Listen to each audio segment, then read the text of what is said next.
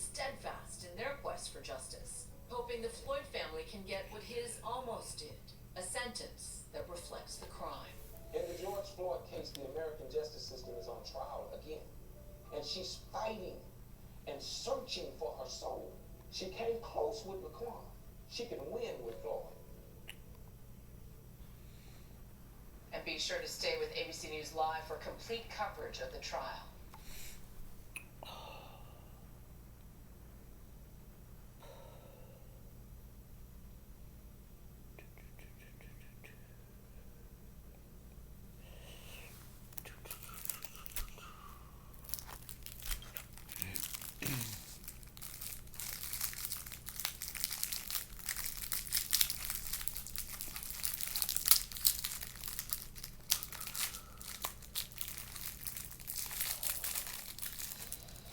I would wrestle here, so it was a fixture in my childhood.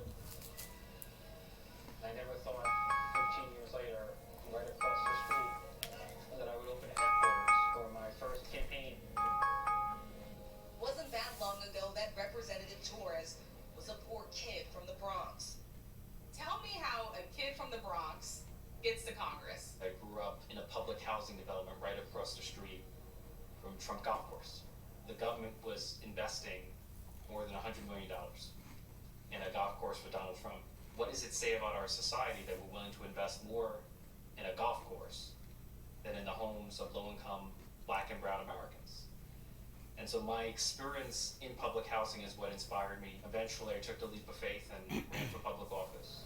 Torres' story is distinctly a New York one. That tale of two cities playing out in his front yard. Now as a U.S. congressman representing the state's 15th district, he hopes to level the playing field. Your congressional district that you represent right now, food insecurities, unemployment. How do you tackle all of this during your first term? The South Bronx is the poorest congressional district in America. I'm optimistic about our ability to confront these challenges because a Democratic president and a Democratic House and a Democratic Senate represents to me a historic opportunity to govern as boldly in the 21st century as FDR did. A historic opportunity for a groundbreaking congressman. Torres is the first openly gay Afro-Latino member of Congress, joining 10 LGBTQ members, the highest ever in a congressional class.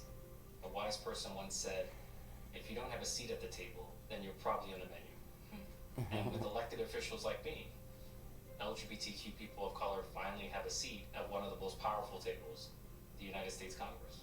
Joining Torres at that most powerful table are 124 people of color, 120 women, 30 of those Republicans, a record-breaking high for the party, making the 117th Congress the most diverse in history. At long last, a congressional class that is reflective of the nation it serves. Hi, my name is Young Kim. I'm Nancy Mace, U.S. Representative Marilyn Strickland. From an array of districts, backgrounds, and experiences, they are beginning their freshman terms in a year that has already been transformative on the issues of race and equality, and they are ready to take on Washington. Now to the alarming increase in violence directed at people of Asian descent. You see the horrible footage. You see elders being pushed down. You see people have died. Since the beginning of COVID-19, we have increasingly seen Asian Americans becoming targets of hate across the nation. Representatives Young Kim and Marilyn Strickland uniquely feel the weight of being first after a string of attacks against the Asian American community. Believe me, when you're the first, you never want to be the last. And so you have a duty to ensure that you're trying to cultivate and help others come after you. They, along with Representative Michelle Park Steele, are the first Korean American women to serve in Congress. Asian Americans are not necessarily, so glued to one party. If you know there is a fellow Asian American running for office, they tend to support them because they are excited about having the opportunity to have another Asian American represent them and their voice. Both women have spoken out about the damage the anti-Asian rhetoric of the previous administration has had on their community. It really gave people permission to normalize that type of speech and behavior. When President Trump called coronavirus Kung flu, that was a defining moment for me. I said, enough is enough. Like so many Asian Americans, Congresswoman Young Kim from California's 39th district was shaped by her immigrant experience. My mom would often tell me, this country has given us so many opportunities, and when you have the opportunity, let's do our part to give back. Those lessons from her mother compelling Kim to take a life of public service. I campaign on being an independent leader. Any legislation that I work on would have to have a bipartisan sponsorship. And across the aisle, her Democratic colleague and fellow Korean American representative, Marilyn Strickland, is hoping for the same. Education, job training, workforce development, I think that those are things that very often have bipartisan support. And so I think there's an opportunity to work together. I think the question is, do we have the will to do it? Raised by a black father and a Korean mother, Strickland got her start in politics in Tacoma, Washington, where she served on the city council and then as mayor from 2008 to 2018. She now represents Washington's 10th district. One of the big items on her agenda, police reform. Typically, policing is a very localized issue, but the federal government has a role to play because it doesn't matter what your zip code is, every person has a right to be safe in their neighborhood. It is not about being anti-police, it's about being pro-safety. These new faces of Congress, just the latest in a long line of female trailblazers, like Representative Nancy Mace, who was the first female grad from the Citadel. She now leads her district with that same drive.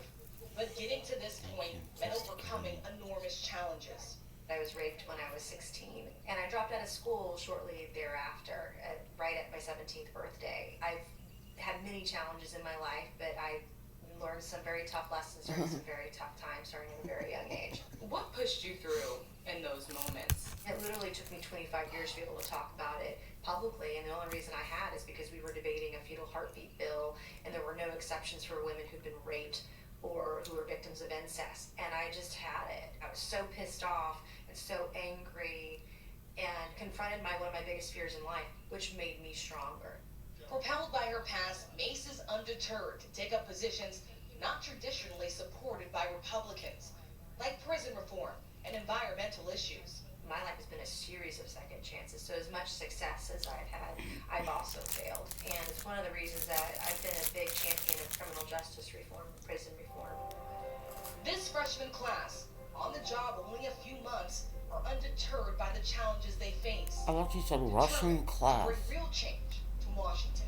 That's the reason I got into politics, because I hate the BS, I hate the hypocrisy. I came thought to Congress the to narrator help said bridge the divide, this Russian to class, help talking break about the gridlock freshman that's Congress been keeping people. our country from moving forward. There are communities who, even before the pandemic, were still not being treated well, whether it's access to jobs, access to health care. I think that COVID has given them an urgency to try to address them. There's so much that we have to do over the next 2 years.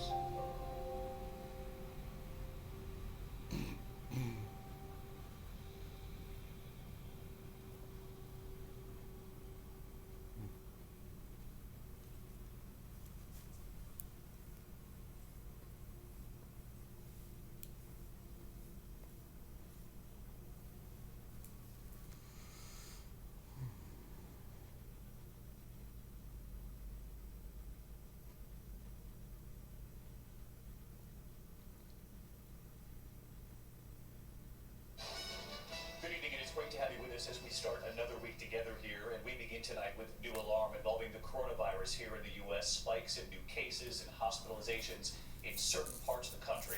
And news tonight on this double mutant strain, as it's being called, being seen in California.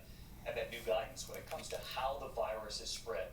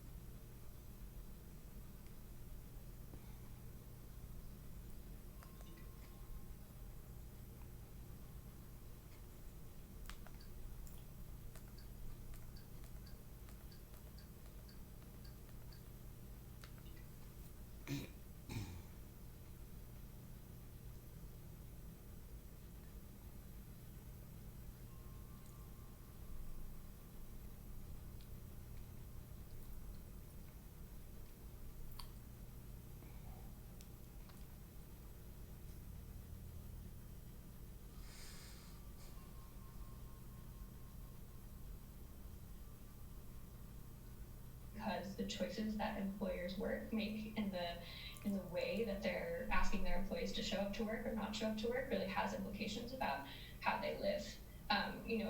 There's a great example. For example, in a San Francisco office where I live, say there's 2,000 employees, they're going in 3 days a week in this post-remote future. If all things were kept even, workplace emissions could drop by 13%. There are fewer people commuting in those couple days a week. But then if some more employees move to the suburbs, they're using more power, overall emissions could go 9% higher or 4% higher. Because people are just living a different lifestyle than they were taking, public transit to work. So how does living in a city compared to the suburbs contribute to the carbon savings of, for example, a remote employee? Yeah, I mean, I think one of the biggest changes is that maybe you're not commuting via car if you move to the suburbs, but maybe your life is more auto-centric. So in that example, maybe your workplace used to be divided pretty equally between urban employees and suburban employees. But if you're giving people this option to work from home, they might be buying a bigger home with a home office. They might be moving into a bigger house. And because of suburban sprawl, and because of the more auto-centric lifestyle that is enhanced by the suburbs, it's possible, studies have shown that these households that are in more suburban areas do tend to consume more carbon. So again, it's all, it's based on how employees choose to live their life, how people choose to live their life. But it's more likely that if someone is going to be using the opportunity to move to the suburbs, and take public transit less, bike less, and potentially use more power in their home, that some of those energy savings that you're getting in the office are not going to translate one-to-one to the home. So I guess, what is the solution? Return to work, or to start adopting some sort of a hybrid model, maybe? Yeah, I mean, I think some of the things that employees could do is maybe incentivize people to stay in more urban locations, or perhaps just subsidize more public transit more aggressively than parking, for example. Some companies have chosen